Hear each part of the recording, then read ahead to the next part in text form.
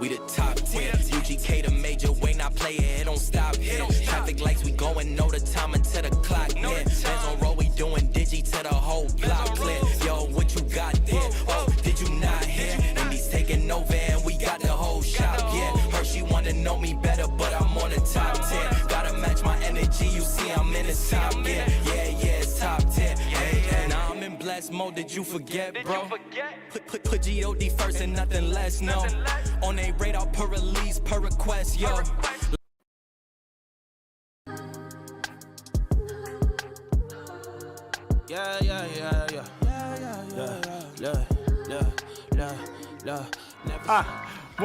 One, two, coming off the top, y'all know how we do. Listen, I'ma drop a freestyle you can cherish.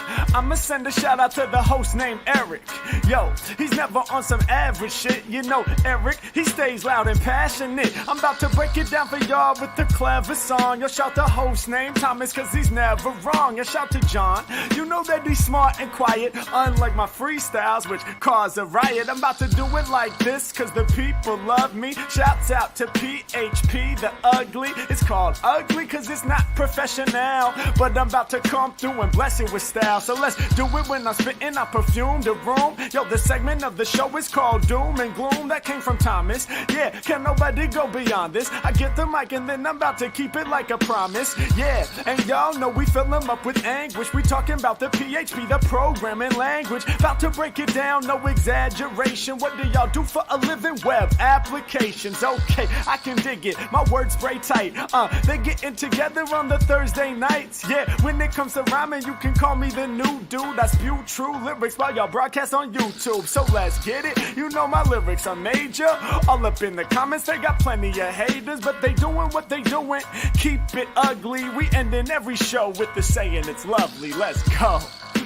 Hey, shout out to y'all, peace to the whole squad, man. Hope your channel is doing real well on YouTube. Hope you guys are having fun. And it was an honor and blessing to do this little custom freestyle for y'all. Hope you enjoy. Stay up. Yeah.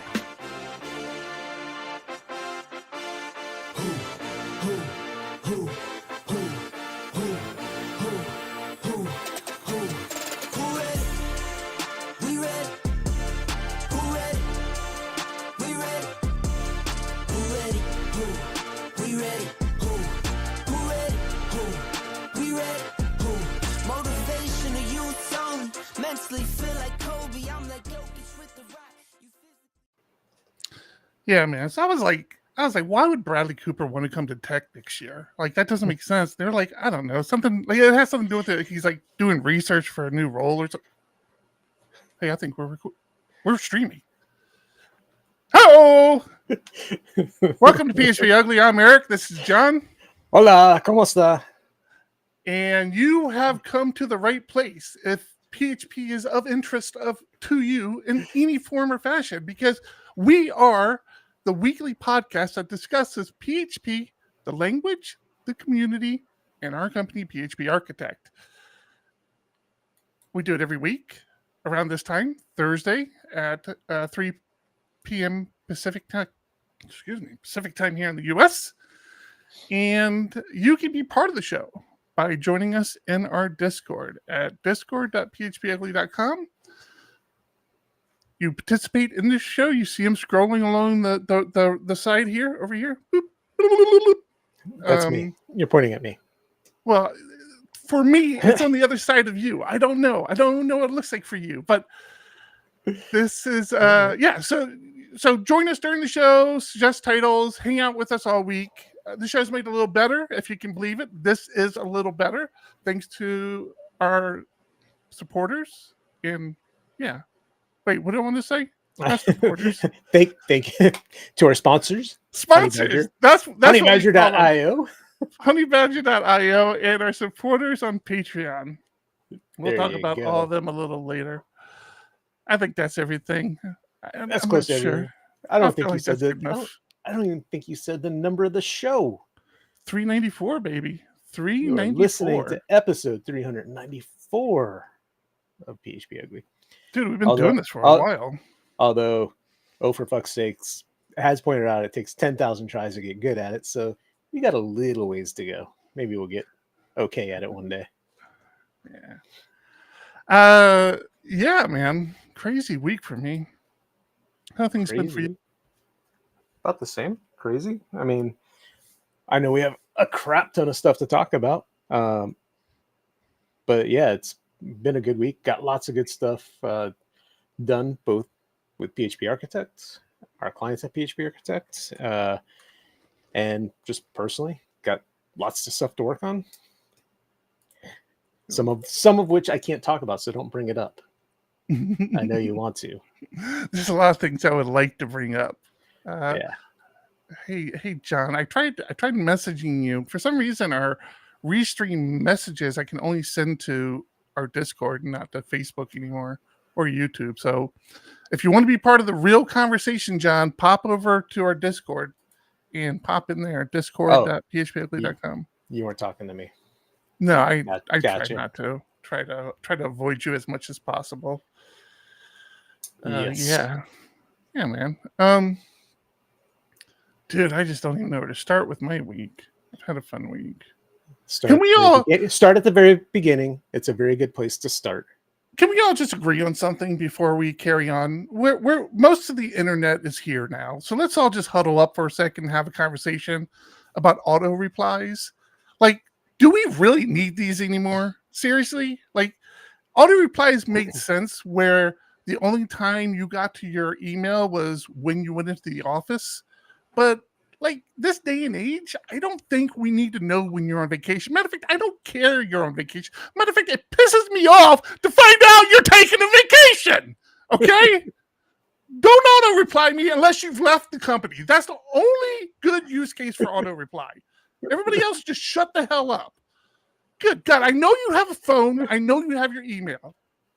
Don't auto reply me.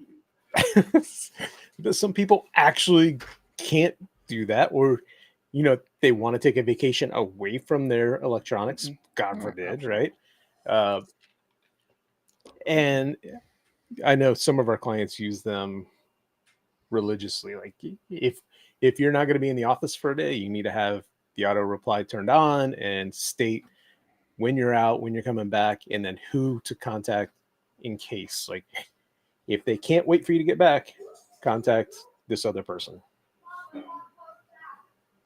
So you got a lot of yelling going on behind you. I'm not trying to listen in or anything, but I'm really kind of curious who's in trouble. It sounds like somebody's in trouble there. I have no clue. I had something to talk about too when you brought that up, and I totally lost it. Like eavesdropping on you. I don't know what the hell I was going to say. Kids just started school this week. They just got home from school and they are out there making noise. Yeah, that's good. Yeah, I'm done with it. Well, and it doesn't help. Oh, that's what I was going to talk about. Kind of along the same lines of the auto reply, and I guess we're as guilty of it with our support email address. It's through Zendesk, and every now and then, another company like Twitter, let's say, will send us an email to our support account saying, here's your receipt for your premium account this month. Then Zendesk sends it an email saying, thank you, we got your email, we'll look into it. Then they send us an email back saying, this is a bot, this is automated, this is not you don't send to this email address because we don't reply. And then apparently Zendesk sends another email to them, and this goes back and forth, and it creates a new ticket each time in Zendesk. It's like, holy smokes, man, this is horrible. Yeah, bot wars. Gotta love it. This little bot battle goes on. But like, somebody eventually gives up. I don't know who it is, but like I figured they put you on a blacklist for like a month or something before they let you go out again. Yeah. All right. So I wanted to share a funny story from this morning. Funny / sad. Let's do this. I could use some funny stuff. Picture me at like 5:15 in the morning, lying in bed, nice and quietly, keeping to myself, nobody bothering me. I sleep with my watch on. I have my alarm set for 6, to help get the kids up, get them ready for school. And I always use the tap on my wrist. Instead of noise, it just wakes me up that way. And at about 5:30 this morning, I get a little tap tap on my wrist. I'm like, huh? And I look over and I look at my watch. I'm like, it's 5:30. I don't know what it is. It must have been a mistake. I turn back over to close my eyes and go back to sleep. And then I'm like, wait a second. Got up, looked at my phone, and sure enough, things like crap hit the fan at one of our clients. So I had to get up, come in. I didn't know about this. Yeah, it was bad. Like, none of their phone servers started up. Like, they just, nope, we're not going to start up today. So no phone calls can be made. The way the system works is every time we push code into the production branch, it builds a new AMI. And then every night we tear down all of the servers and bring up new servers on whatever the new AMI is. This has worked well for a long time until last night. We pushed code live yesterday. It goes live at 11 o'clock and nobody is alerted that there are issues. Well, I take that back. I have a system that was sending alerts into Slack, but nobody was up to pay attention to that, unfortunately. And so we quickly revert. We say, no, use the previous AMI, get the servers up and online so customers can do what they need to do. But then it's why did this happen? Why? So we start digging into the AMI creation process. And it was driving me nuts. It was like, first, the logging didn't seem to be 100%. It almost seemed like multiple processes were writing at the same time. And if I'm following along in the bash script, I could see, okay, it outputted this to the Jenkins console log, but not this. But it doesn't make sense why, because it did what it was supposed to do there. Meanwhile, within this creation script, it calls another script to install a bunch of services and everything. And you could see in there that failed. Like in the log, it says, big error, exit code 1. And then I go back into the other script, and the one that calls it, and I can see it looking at the exit code for anything greater than 0, which says, hey, this failed. And we still could not figure out what was going on for a while until I wrote a simple script that all it did was output something and then exit 1 or 2. called it. I'm like, no, I got the response code. What the hell? And bottom line, the way it was being called was call this script, pipe the output to T, which just puts all the output into a file, right? Okay. The problem is that piping appears to return the exit code of T, which was 0. So the script that called the bad script, like, just said, nope, it worked. That was so frustrating. So, and again, this is still my assumption that it was the T return code, which just makes sense to me. Mhm. But that was so like, it was probably 2 hours of just random debugging before we found that. What you found? You got it resolved? Yeah. Got it resolved, pushed up a stupid change, let it build a new AMI, did all the tests, and sure enough, it came up and worked fine. It turned out really what was happening was in the build, it does an apt fetch or an apt update. Mm-hmm. That failed.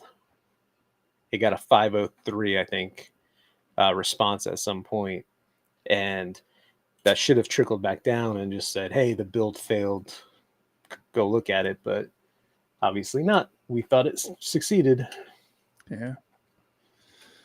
Well, John, you might be used to writing bad code and bringing down production, but I'm not. And I try to avoid it with all a passion of mine. But one of our many developers who decided to just go to wonderful vacations and didn't have an auto reply. I did appreciate that. I didn't need their auto reply, but they were working on a project that I really kind of wanted to push across the finish line. And this is in our monolith application for our biggest client, the biggest client I work on.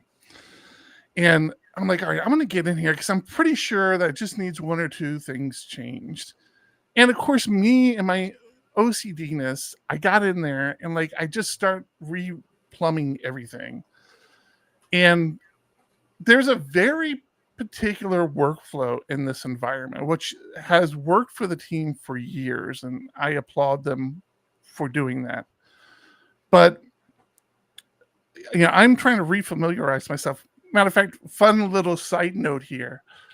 I was looking at my commits to this repo. I had gone 5 years without a commit. 5 years. Now, that's not saying I didn't work with other people to fix things. Just me, myself, actually doing a commit, I had a 5-year gap. To be clear, you commit to other code bases, not this monolith repo that's been around. Oh, yeah. I definitely forever. So I really didn't want to break that streak, but unfortunately I had to. And so the workflow is pretty simple, right? You branch off of master, you work on whatever feature you're working on, or you work on whatever bug you're working on. You push that directly to test. You can push that to test, right? Because that's where the client gets their first crack at it and make sure everything works. Then you create a pull request from that branch to staging, which then gets pushed back through master. Seems pretty simple. Seems pretty straightforward. I don't know why anybody would have a problem with that. Well, unless that person was somebody who just doesn't really think things through a lot. And I'm sitting there. My first mistake was I didn't branch off of. What did I branched off master. I pulled in the code base from another branch of this other developer who was working on it. I start working on it, and I'm doing a couple things. I'm making a couple pushes, and the day ends. So I come on the next day, and my brain, for some reason, I'm thinking, well, I should make sure this branch is still up to date. And I pull from test. I don't pull from production. Oh no. I pull from test. And so I'm like happily coding along, making all my fixes, actually very proud of myself on where I'm getting with this. And I sit there and I'm thinking about it. I'm like, okay, I need to open up a PR.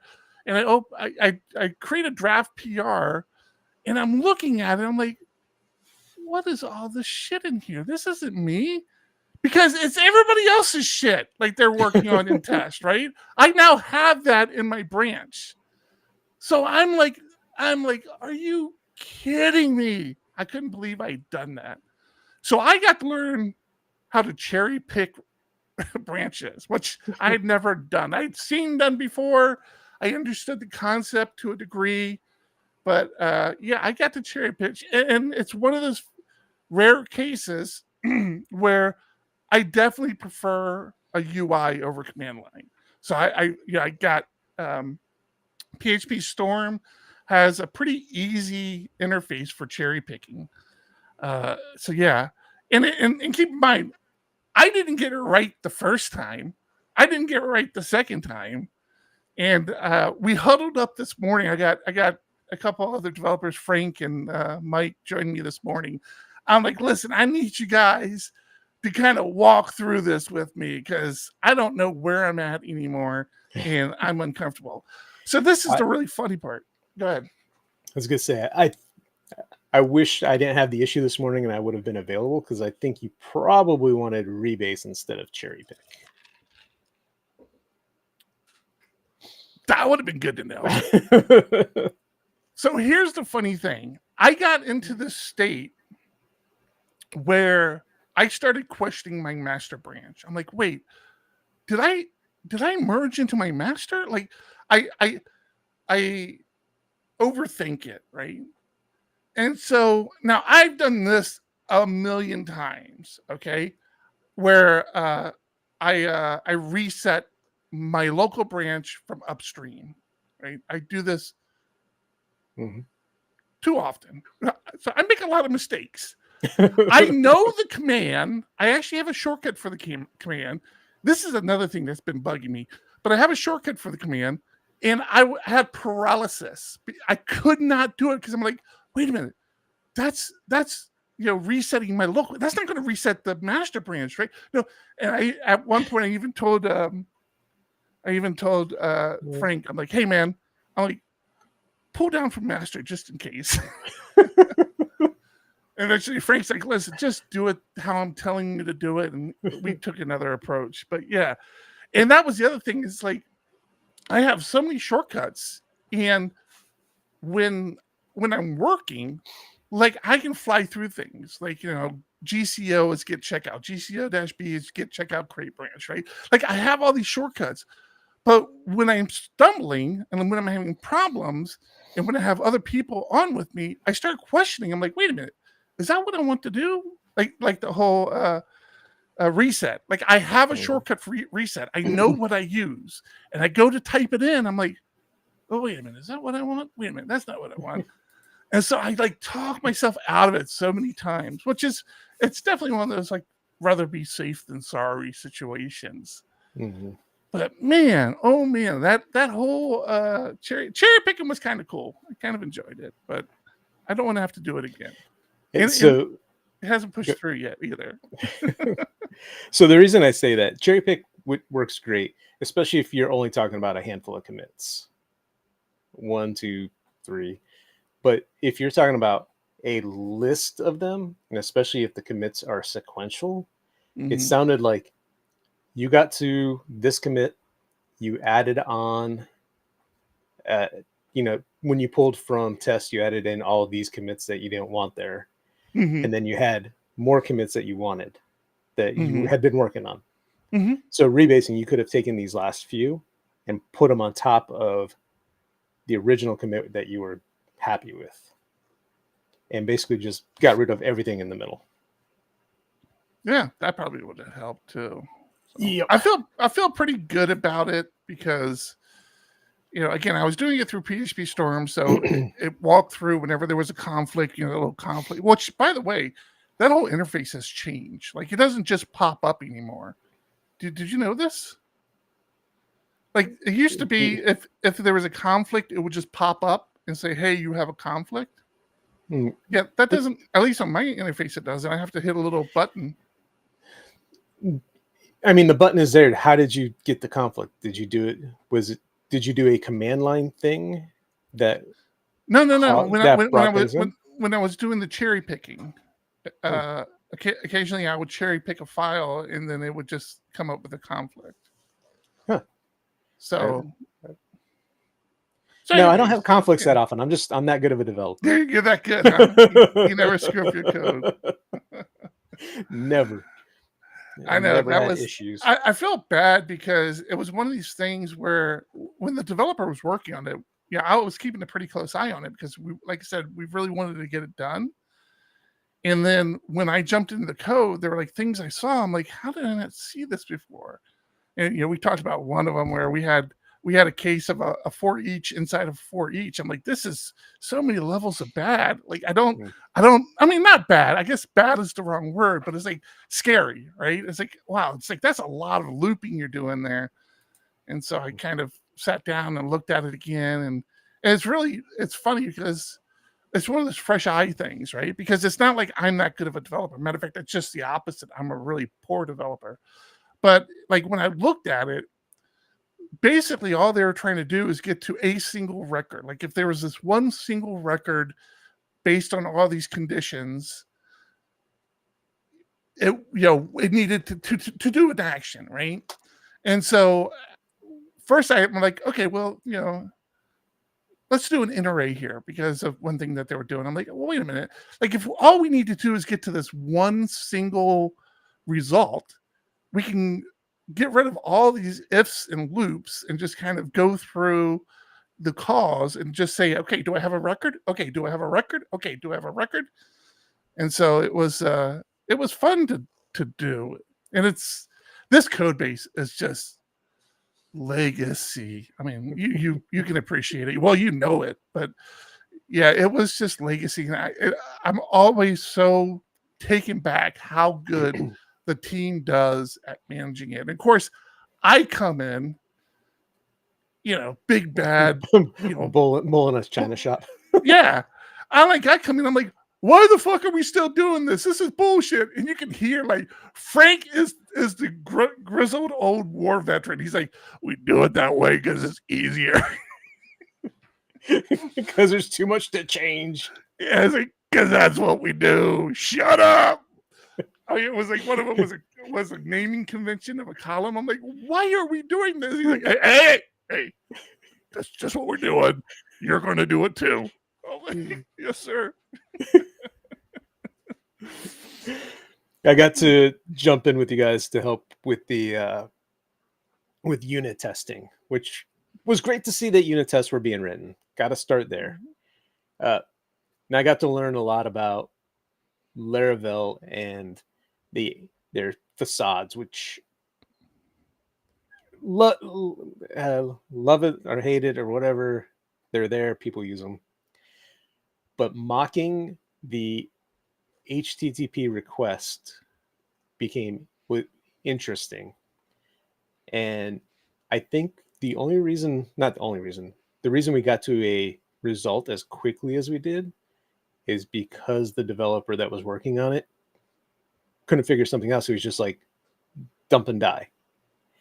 And one of the big issues was in the getting the contents from the body of the request. Mm-hmm. And he was assigning it to a variable and then immediately trying to do a dump and die on that same piece of code, which makes sense, but he was trying to get the contents a second time, which doesn't work. Once you read from the stream is empty, go about your merry way. And because of that, when the test, once we figured that out and got past that, and the test kept failing afterwards, it's like, wait, we're in a loop. So we're calling the array, the get body, get contents multiple times. So we must not be getting a new response. we're using the same response. And sure enough, the way you do HTTP : fake, you say, when I get this URL, return this thing. The problem was that thing was, you can only use once. It's a response. Mm-hmm. Just putting that into a callable, literally putting FN .. arrow in front of it, fix that. Yeah. It was like the fact that it was like call. the fact that it was like 6 characters and then it just worked. It was like, okay. It's nice having that understanding of how things work, so you can, Understand do better work, next time. for sure, as well as good error monitoring. Splunk like querying without having to sell my kidneys? Nice. That's a direct quote from someone who just saw Honeybadger Insights, the new observability tool from the folks at honeybadger.io. Insights is a fresh approach to logging, performance monitoring, and observability. It's a bit like Splunk, Datadog, or CloudWatch logs, but with just the good parts and a reasonable price tag. Honeybadger helps you gain deeper visibility into what's happening inside your applications, letting you drill down into the details and step back to see patterns in your data. You'll love how easy it is to query your logs and events and create quick charts and dashboards. The best part is that it's available on Honeybadger's free tier as part of their comprehensive monitoring suite, which includes error tracking, uptime monitoring, status pages, and more. Get started for free, then pay as you grow, or choose a 30-day free trial to unlock the full power of Honeybadger right away. To get started, visit honeybadger.io/plans. That's honeybadger.io/plans. Thank you, Honeybadger. So yeah, I'm hoping I'm getting ready to do some traveling, and I'm hoping we can get my branch pushed before I get back. I'm just not going to be involved with that part of it. Okay, real quick before we move on, Rawlock over on YouTube. Thanks for the question. What's the longest you've spent on a ticket? I don't know, but if you're a fan of the show, our buddy John Congdon has had PRs open for years without getting pulled in. 4 years. It was awesome. I don't know what and it wasn't just once. It wasn't just once. It was like multiple times. Yeah. I mean, okay, to fully answer your question, because that would have been, I wrote code, I opened a pull request. The pull request sat around for years. The longest I worked on a single kind of project / ticket, because we didn't really have a ticketing system, was about a year, honestly. And it was migrating. One of our clients had 2 code bases, a PHP 4 that I converted to 5 and a PHP 7 code base at the time. We're going back to like 2013, 14. So they kind of rewrote the system. They rethought it, rewrote it in PHP 7, and they were up and running, but we wanted to move the main product that was on the old system to the new one. And the migration process was just intense, where I spent a year trying to figure out how all the data was going to migrate from one to the other and continue working in the new code base. A lot of that was bringing over functionality from the old code base into the new one to make sure things worked. And then a big chunk of it was that data migration, which was a mess. Yeah, it's kind of hard for us to answer, because the big client we work on that really has a ticketing system has a tendency to just keep them open and bouncing them around. And, so it's like, if the ticket doesn't get assigned to a developer, the developer does it and closes it. The developer usually then has to reassign it, and it ping pongs back and forth, and it's a matter of how long they take to test stuff. So I don't know. I couldn't even tell you. So, Eric, I have a question for you. Lay it on me. A couple of weeks ago, we got into a conversation where I was complaining about opening a pull request with double quotes instead of single quotes, and having a developer comment in the pull request, new to the team, just asking, why'd you use double quotes instead of single quotes? And my response was, because I used AI, it was literally a tab where it did a throw new exception with the message in double quotes, and I was happy with the message, and I didn't go switch the quotes. And my response was, it's in a catch. It shouldn't happen that often. It's a micro optimization. I don't care. What do you do? Double quotes, single quotes? Double quotes. I don't think we talked about this on the show. So again, I have an OCD issue. I'm a single quote guy. I don't have a good reason for being a single quote guy. Just like I like the knowledge of knowing what's between my single quotes will literally be what gets printed. So I do the whole single quote, period, variable, period, single quote. That's me. Now, your specific situation, being a Vim guy again, and you might appreciate this, it's called CS single quote, double quote, or double quote, single quote in your case, double quote, single quote. And that changes the surrounding double quotes to single quotes, and your life is good. I use that all the time. All right. I'm sharing a link in Discord for everyone that's already responding to this. Friend of the show, Florian Engelhart, great guy, has this blog post up that he pointed me to and pointed out, if you are using Opcache, which I really hope you are, especially in production, it doesn't matter one bit. Where the string used to be interpreted at runtime, it's now done at compile time. The tokens are all, done correctly, where it really doesn't matter. And he does a really good job of stepping through in this blog post of how the opcodes get generated, what they are, and fantastic read. I recommend everyone go look at it. It goes much deeper than just it doesn't matter. And like Sarah's saying, it did matter in PHP 4, maybe 5, but it hasn't mattered in a long time. Yeah. I don't think it ever really mattered. I mean, like, could an argument be made that there's a performance boost? Okay, maybe, but I don't think it ever was anything of any significance. Yeah, I don't care. Right. Yeah, but now it's no longer a micro optimization either. It's not like you're optimizing anything. Right. PHP is smart. Back to my big gorilla hands getting involved with our biggest client's code base. Anybody who knows me knows I have a very aggressive formatting style that I like my code to be. It's very aggressive. I don't make any apologies for it. It's how everybody should code, but nobody does. And whenever I touch a code base, and again, I'm going to prefix this, very legacy application, because one of the files has like over 3,000 lines of code, which is not something we do anymore, but this file does. And when my ID hits it, all hell breaks loose, because like all of a sudden my very simple change request of one line in one file turns into like 83 changes. If not more. It's probably more.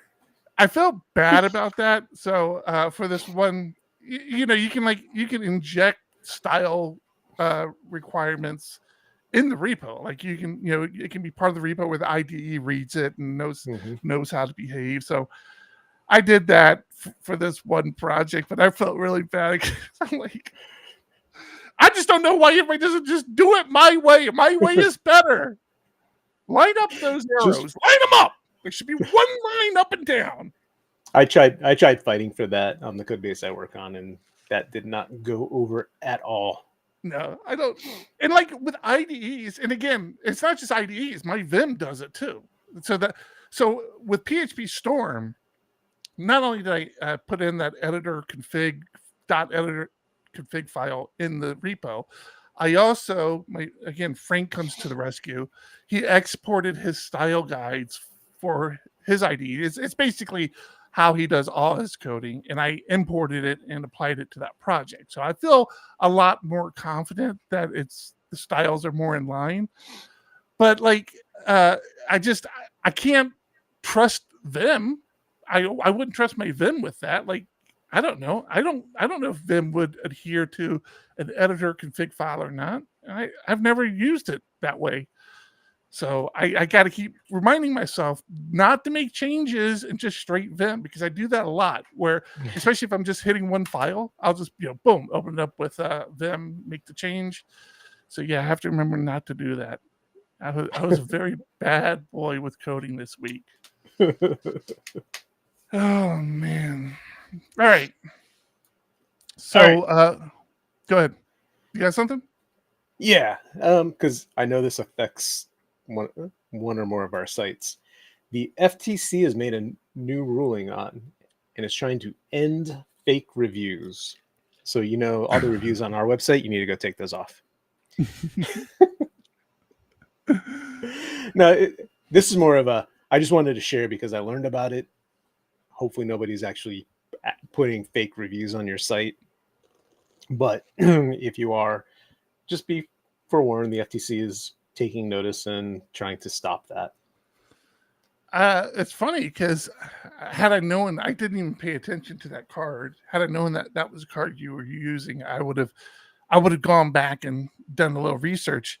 I found a site that is specific to Amazon, like Amazon items that you would buy, where you take the URL for the product and you paste it in the site, and it filters out, I guess, fake and bot reviews for the product and shows you like what it considers real people's entries. I'm like, that could help. So yeah. Anyways, I am not adhering to the editor config file. You do it my way or you get out of town.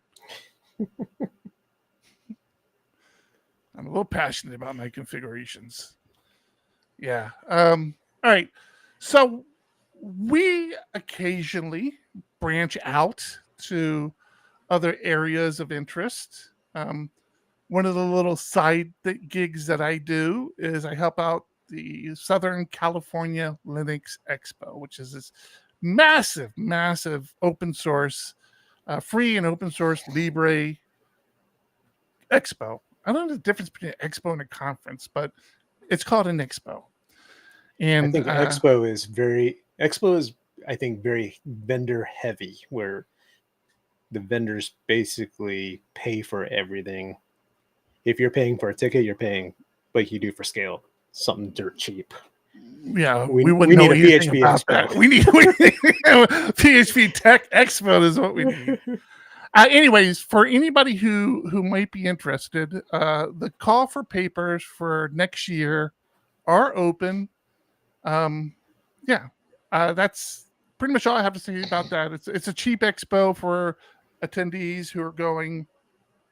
But if you have open source stuff, I keep like wanting to get a coalition, a group of PHP people, and just like,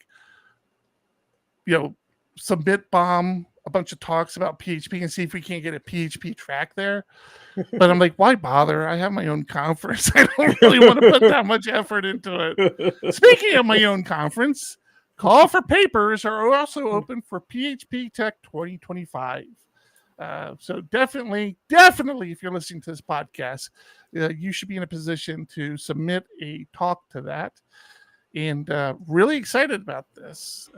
We sold our first ticket today, which was fun, and things are happening. I'm trying to get the team to write some more blog posts.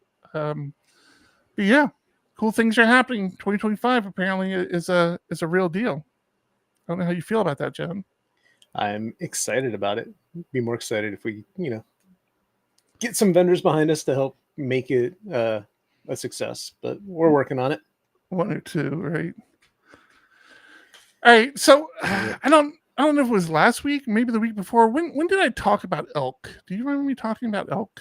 I do remember you talking about Elk, and I don't remember when that was. All right, so Elk has absolutely changed how I use Mastodon. It's called Elk, ELK. Oh, that was last week. Yeah, you said Elk, and I forgot about that version of Elk. I went right to the logging. Oh, yeah. Yeah. What is it? That, Elasticsearch. yeah, that Logging actually and makes yeah. a lot of sense. Yeah, so this has really changed how I interact with Mastodon. This is like my Mastodon client now. I love this thing.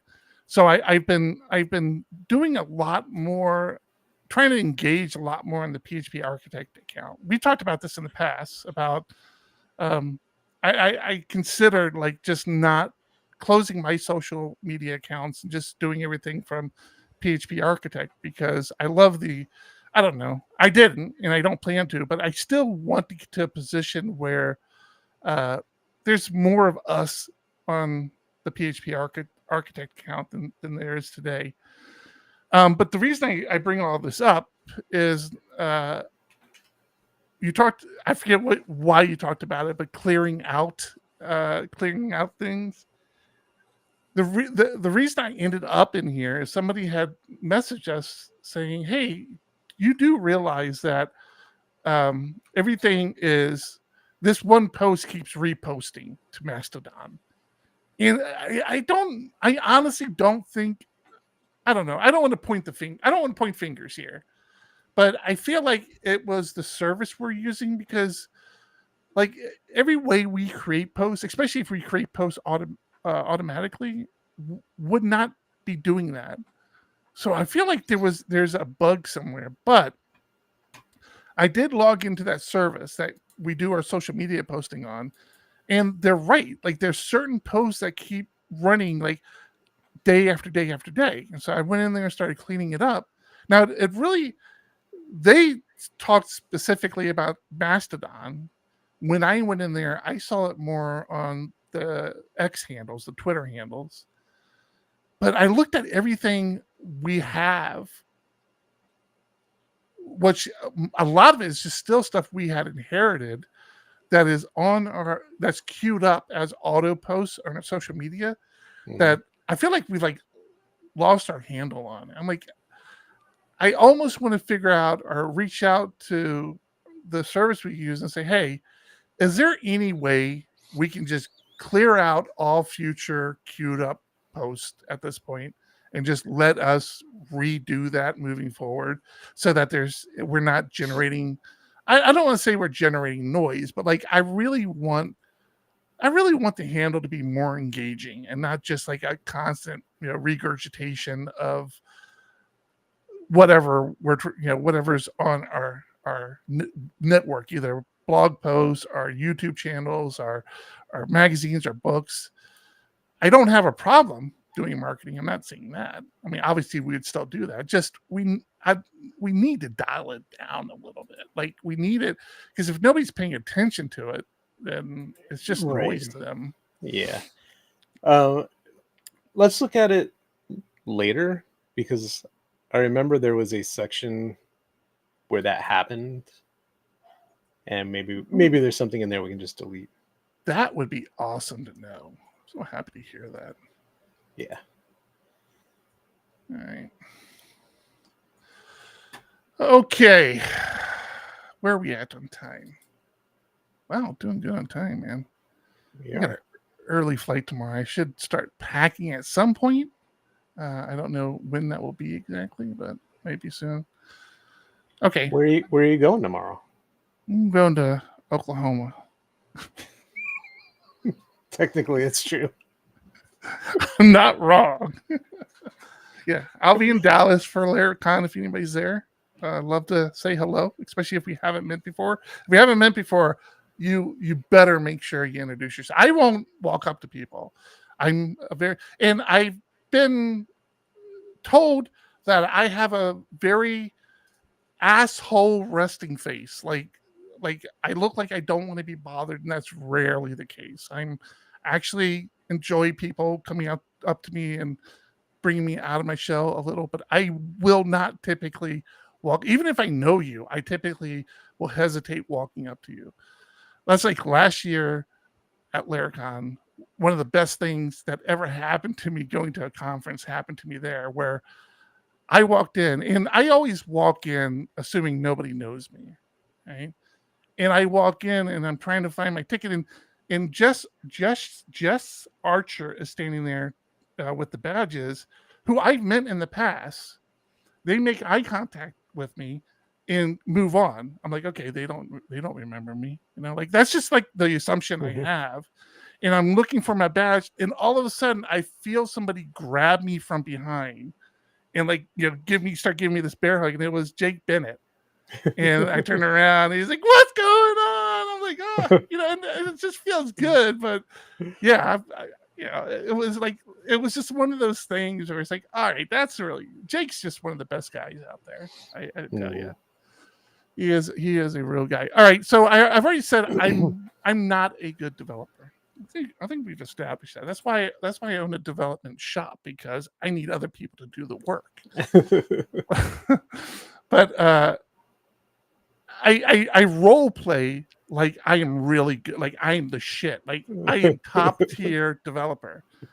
Then I try to read an article like State of Generics and Collections in PHP, which I guess a few people contributed to this. Larry, Derek, Nod. I'm just terrible at names. And I know I've had this conversation with you before, and I have a very, very slight understanding of generics. I'm still like, I kind of think, okay, yeah, I can see how that could be useful, but why do people get so worked up over them? And I'm reading this article, I'm like, maybe this will help me, and I can't figure it out. Like, I don't understand. And then a little bit later, Brent from PHP Annotation comes out with a video, and I'm like, oh, this guy is great. Like, he's going to make it crystal clear. Yeah, no, I feel dumber. Like, this guy's trying to explain it to me, and I still cannot understand what he's saying. It's like, why is this so hard for me to get my head around? He's doing it and explain it like I'm 5 style, and you still don't get it. Yeah. I mean, and it's one of those, like, I don't know if this is his first time reading it, but like he's giving the impression it's his first time reading it. And it so feels like he goes back and forth a diverged lot, right? a little bit from But it's like I just feel dumber. Like, at least like when I was trying to read, I'm like, okay, I don't understand it because they're trying to get too technical with their words. Yeah, no, I just don't understand it. And I did find it wasn't a PHP related one, but I did find a good article on generics and why they're important. And that was the closest I got to understanding it. But I still don't, and I know we had Sarah in Discord. I still don't understand like the challenge. I know one of the challenges is that PHP is a language that happens at runtime, and with generics, you really need to have some static analysis happen before it runs. And we have external tools that do static analysis, but it wouldn't get caught during runtime. So I understand that challenge, but again, I still don't get why we want it so bad. I do think I do understand enough where it's like, okay, it would be a nice to have, but it wouldn't change the way I code. Yeah. So it gets used a lot in the code base I'm on as far as the current way we can do it with PHP Stan. So it's not part of the language, but generics are there and help tremendously with static analysis. Knowing the shape of an array is important. Knowing that the indexes are integers or they're strings, knowing the type of object that should be in there. There's no enforcement of it outside of your static analysis, which we've gotten really good at and adhere to pretty well. But there's so much more to them that I'm like you. I feel dumb when I talk to somebody that really knows them. It's like I know enough to, when I am doing something with an array, especially as a parameter, I should notate what should be in the array. prior to PHP 8 with the union types, we used them a lot in our tests to say, yes, this is a prophecy object, but it is an object of type, whatever the class was. Mhm. Now with union types, that makes it so much nicer. Mhm. So yeah, I know it's a wanted feature. I think it's good. I just don't know the drawbacks to it. The impact, right? You're like the impact it would have on you as a PHP developers in your everyday code base. You know, it just seems like that's like some next level stuff there for sure. Let's make sure we get to our. I think we skipped over our Patreon supporters last week, so let's make sure we get that up. Really, I don't think you did, because I thought I commented, "Hey, look, you fixed all the names." You make me feel better about myself, John. Maybe no. That was 2 weeks ago, because I go through and do a new thing at the beginning of the month. So that was, we had the Olympics on it, but the Olympics are over. So I changed it last week to just, I don't know, water. And I got our little elephant here surfing. like he's catching a wave, John. If only there was a conference that existed on the beach about PHP, that would be awesome. Dude, I so badly would like to bring that back. But yeah, so yeah, I do think I skipped it last week. I apologize to our fantastic supporters on Patreon. You definitely do make this easier to do and more enjoyable. And thank you for that. Thank you very much. Kind of along those same lines. First thing, kudos to this person for doing this, but I kind of feel weird about it. So I'm talking specifically about my boy Caleb Porzio, who is the creator and maintainer of Livewire and Alpine.js, and apparently he's going to announce something new, Flex at Laracon next week. He has a blog post out there that he just crossed $1 million. Yeah, but good. Yeah, and this isn't in 1 year, right? I mean, this is like what he's made since he quit his job and started working on open source, specifically Livewire and Alpine.js full time. And so, yeah, he was just talking about, like, you know, he can support himself now doing this. So again, kudos to the guy. Like I'm sure, you know, yeah. I don't have a tendency to flex like this, but it's great that you do that. But my big question is, my big concern, my big query, and go out and read this article. Caleb is a great guy, by the way. If you haven't, you know, if you don't know him, he's a great guy. This is a good problem to have, right? He had somebody reach out to him and said, hey, matter of fact, we kind of had the same problem where we had a sponsor who said, hey, you need a bigger level that I can be a part of and, you know, be a sponsor. He kind of had the same issue with his repo. Great guy, but when does the bottom drop out of something like this? Like, this is the dream. This is the dream of, I want to work on my own open source, because this is all open source. This everybody, he doesn't do all the coding anymore. He's built a big enough community where, you know, he just manages, and he still codes, but but this is the dream. He's living the dream. And my question is, like, when does the bottom drop out, and how fast does that happen? What are your thoughts on this?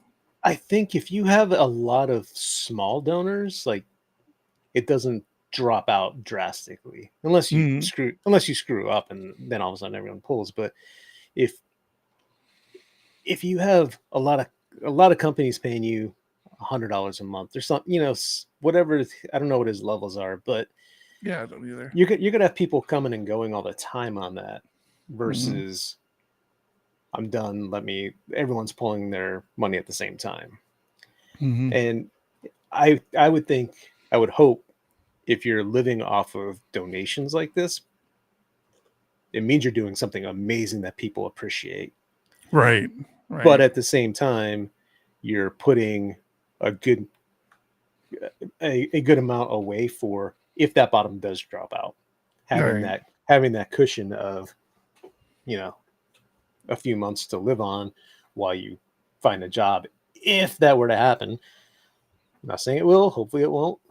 Yeah. A Woods in our Discord. Hey, A Woods, I'm working on that specifically with Daniel. So Daniel, speaking of Daniel, Daniel was on the last PHP roundtable. Was that last week or the week before? We talked about it last week, Week didn't we? before, yeah, Yeah. week before. And he shared with us like the way he's doing it. I mean, I'm not comparing him what Caleb does. I mean, that's not what I'm doing, but like he's solving, I think, a bigger problem with event sourcing. And so he's created this event sourcing package, but now he's getting all these companies reaching out to him to help them implement event sourcing and where it belongs and things like that. And I'm like, that's fantastic. Like that is just awesome. So yeah, it was. I would love to get both of them at Tech. Daniel and Chris, I've spoken to both of them. Matter of fact, we were talking about the back and Mastodon. Pull that back up here for a second. Share that. Too much clicking around. That was one of my kind of engagement things on Mastodon. That was the wrong thing. Help me out here, John. No, I got it. You're good. Thank you, buddy. You're welcome. Where's notifications? Me, Ben, and Chris were having a back and forth, and I was responding as PHP architect. Although I'm pretty sure just by how I was talking, Ben knew it was me. But yeah, I'm trying to get Chris to contribute a magazine, contribute to the magazine. You know, do an article for us. Yeah, and having him and Daniel and Caleb talk at Tech. I hope they talk to TJ, Jake Bennett. Oh my God, JMac, right? Yeah, JMac. And wasn't there another Laravel person we had talk this year? There was one more. I feel like I'm forgetting a Laravel person. But I would love. I hope they talk to them and in passing. Was it this year or the year before? Anyway, I'm drawing a blank. Taylor used to talk at Tech. I mean, he's big time now, but he used to talk at Tech and World.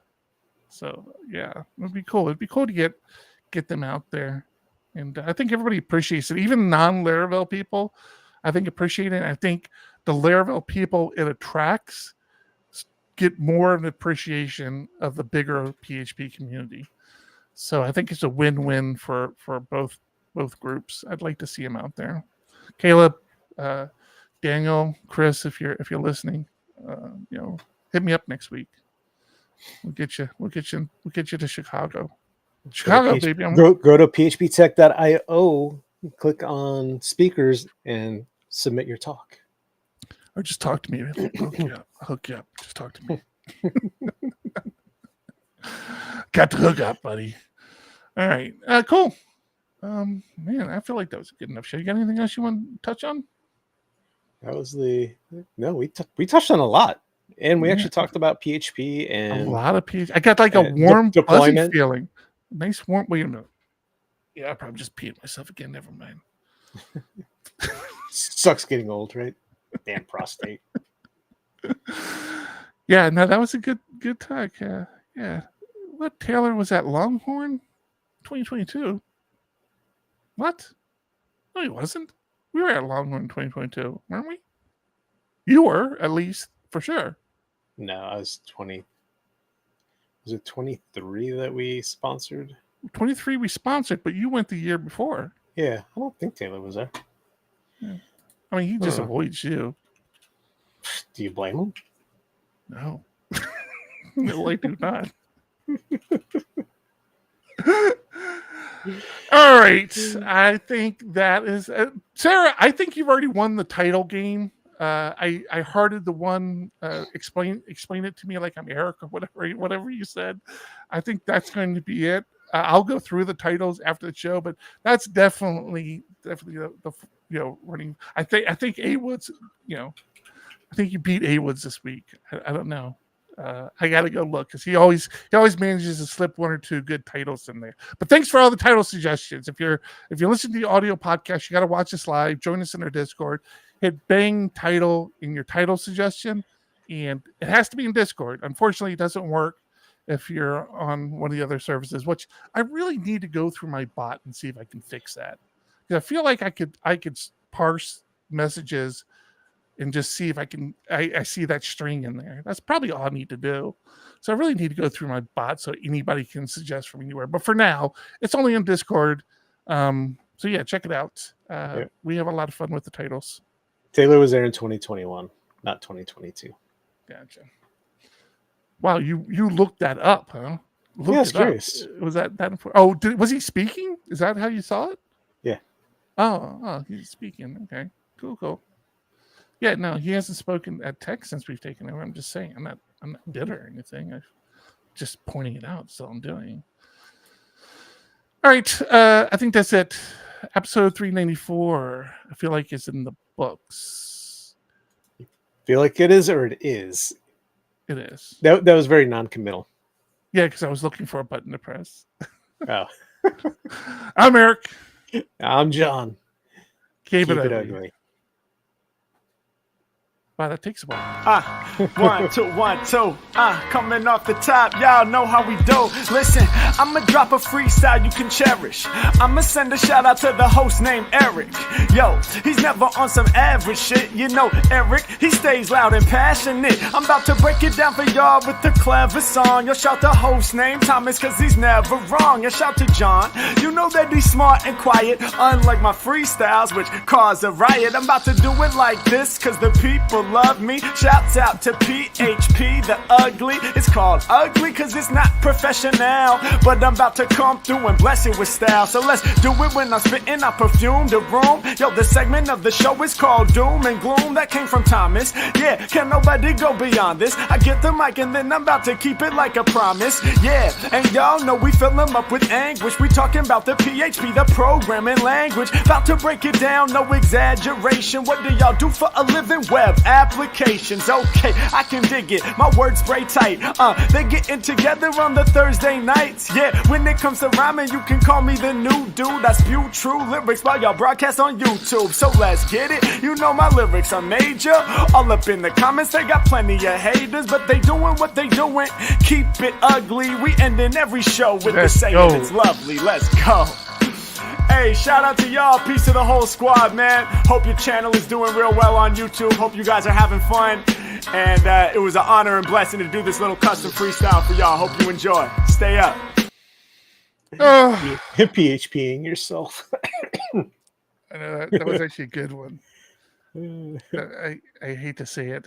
Yeah, it was a good one. But yeah, she had an earlier one about explaining it to me like I'm Eric or something. And I'm like, all right, that's funny. ELIE. ELIE. I love it. ELIE. Explain like I'm Eric. That's I think that's the winner right there for sure. Oh man. Yeah, I have another day that sucks for travel. So the current wife, the after party. If you're not familiar with the show's format and why we're still here, this is where we just ramble about stuff and talk to people in Discord and stuff. It's no guarantee. Matter of fact, it's very unlikely we'll talk PHP. It's the only time Eric and I ever talk, so we pretty much this is it. Yeah, so the current wife, was asking, is like, maybe we should push.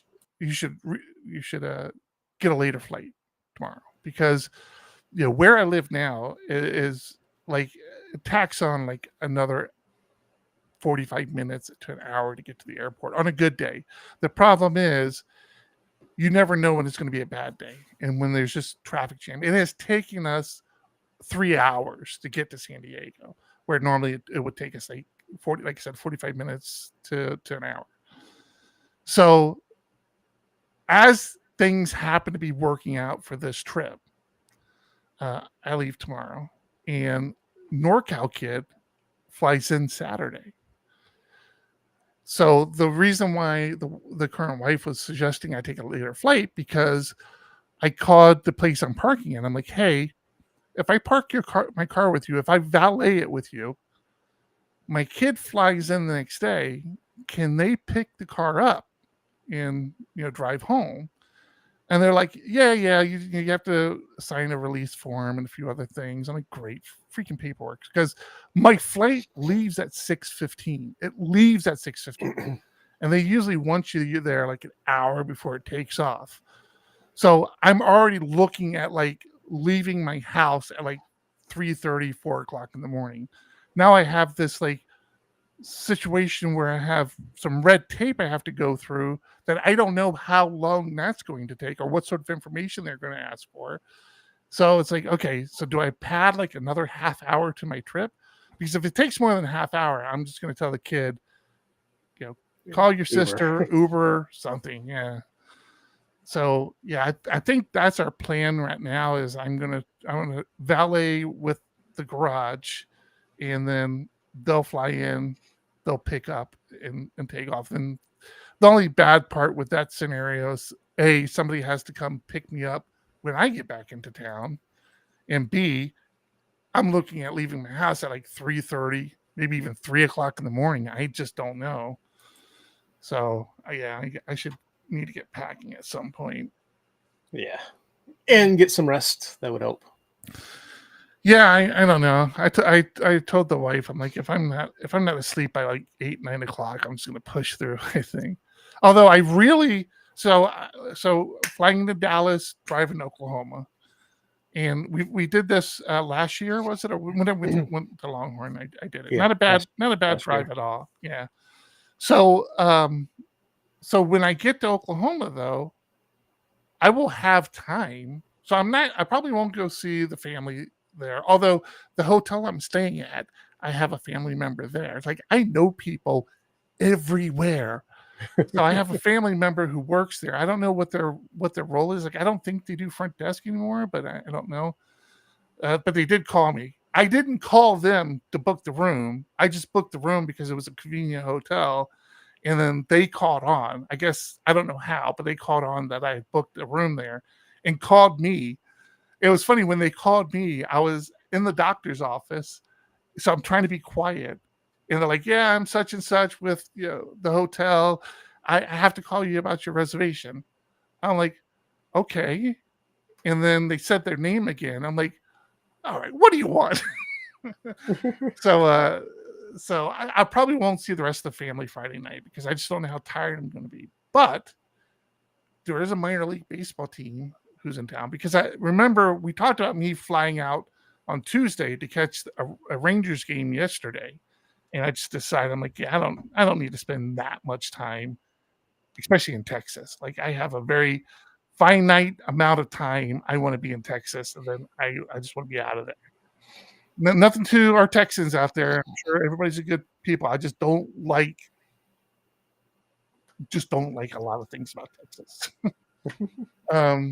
So yeah, so I might try to catch the minor league, the Oklahoma. I forget. It's the AAA Dodgers affiliate, which is convenient. But yeah, I might try to catch them. It depends on how tired I am. I don't know. We'll see. That's my day tomorrow. Sarah's bringing up a good point. The short-term parking at the airport, since it's going to be, I'm sure when you booked the reservation with the garage, it was your entire stay, right? Yeah. So now that they're picking up the next day, I wonder if it's worth just doing that, and then you're like right there at the airport. Yeah, I thought about that. I think the price is the same too. I think the airport's still a little bit more expensive, but for a single day versus a week, it's not a bad idea. It would be nice. What am I talking about? I'm dropping it off. It would be nice to lay in and just walk out and have somebody get my car for me. That's not me. That'll be them. So they can get on a shuttle and go pick it up. No big deal to them. Right.